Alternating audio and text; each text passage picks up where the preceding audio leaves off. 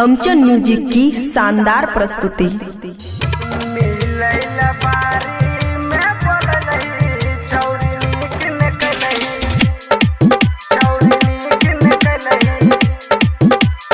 खुशी recording studio बलुआहा। मायरा के कनखी करके इशारा डीजे वाला के फुसल लही, छौरी नीक न कलही। मायरा के कनखी करके इशारा डीजे वाला के फुसल लही, छौरी नीक न कलही।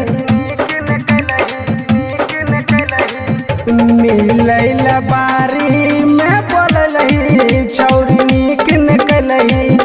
मिलैला बारी में बोललही, छौरी नीक न कलही। DJ good Madhubani, DJ good मिलैला बारी में बोललही, छौरी नीक न कलही, छौरी नीक न कलही।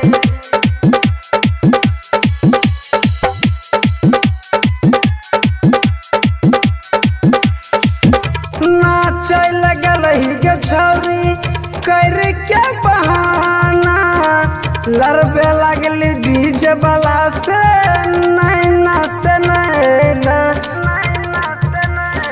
नाचे लगलही गे छौरी कर के बहाना, लड़बे लगली डीजे वाला से नैना से नैना।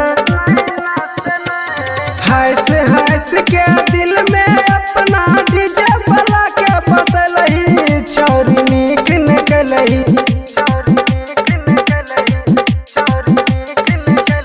हंस हंस के दिल में अपना डीजे वाला के बसलही, छौरी नीक न कलही। मिलैला बारी में बोललही, छौरी नीक न कलही।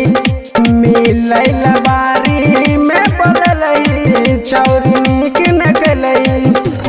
DJ good Madhubani, DJ good मिलैला बारी में बोललही, छौरी नीक न कलही, छौरी नीक न कलही।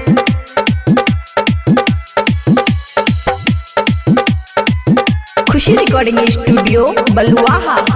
डीजे वाला छौरा छियै पप्पू जिंदगानी, ओकरे नाम कर दलही चढ़ल जवानी। डीजे वाला छौरा छियै पप्पू जिंदगानी, ओकरे नाम कर दलही चढ़ल जवानी। कहे छो तोरा आज दीवाना बड़का जुलुम कलही, छौरी नीक न कलही।